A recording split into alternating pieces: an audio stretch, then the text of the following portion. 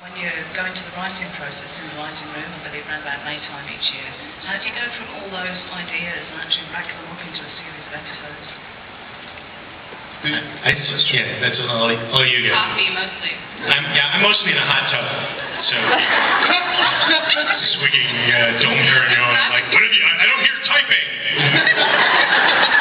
So, wow. It's kind of like American Idol. It's just the strongest ideas win. We start out with a lot of ideas we're in love with, and if they survive and they continue to make the cut, they end up on the TV screen. But we're just really, really hard on the ideas. They have to survive our frustration with them and with each other and the long hours. And it's not pretty in there. It's not pretty. The smell is familiar but unpleasant. Thank you. That was a really good question. Next one? Hi. So at the beginning of the season, when we first were introduced to the concept of angels and religion into mythology, then a bunch of my friends of mine were worried about where it was going, but you guys took it and did such an amazing job telling such great stories with it. But the question is, on the other side of it, have you received any backlash about the way you use the themes of angels, and can you speak to how that might fuel the stories that you continue to tell? I mean, I don't. Yeah, I was going to say Surprisingly little. Surprisingly little was exactly the words I was going to use. I mean, every so often you see an individual on a fan site saying, I don't love the depiction of angels, or I don't love the idea of disloyal angels, or angels that mean ill will to mankind. But almost individuals. We attack the interest of a special interest group. Actually. Maybe they sense that our intention is not to piss anyone off. I mean, we don't have an agenda.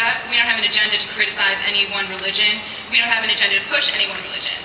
I think many people on the writing staff are quite agnostic, actually, and we were raised in various religions or no religion at all. And we come to this with a lot of curiosity, and we just want to tell the best story that we can tell and make life very difficult for our main character. So we're just looking at it as this really fascinating story that has, entranced people for millennia, basically. And I think because we mean no one any ill will so far, maybe we have escaped it, although this might be very bad luck to talk about. No, I mean, look, there's no doubt. I mean, sometimes we laugh and we pitch a story and we're like, well, that's sacrilegious. But these are questions. We are not the first people to be asking the questions about God's will and why does benevolent God let terrible things happen, and that's certainly not new provocative material. It's been around for a long time, and we just happen to be asking it in our little horror show on the CW. So no, we actually haven't, and we've actually heard that we have.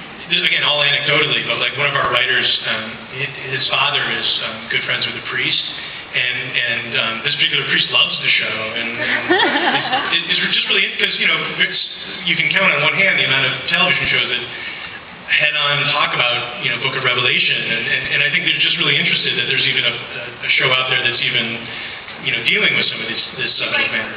It's not perfect, but I'll take it. Right, exactly. Right. But no, you take these ideas seriously. Yeah. And I think that's really what powers a lot of the most powerful stories, is that, yes, it's, the format of the show is these brothers hunting and whatnot, but there's really deep underlying things, and I think the idea of a search for meaning, and that's what really religion is a search for meaning and connection, and I think the show is actually taking that seriously on its own terms.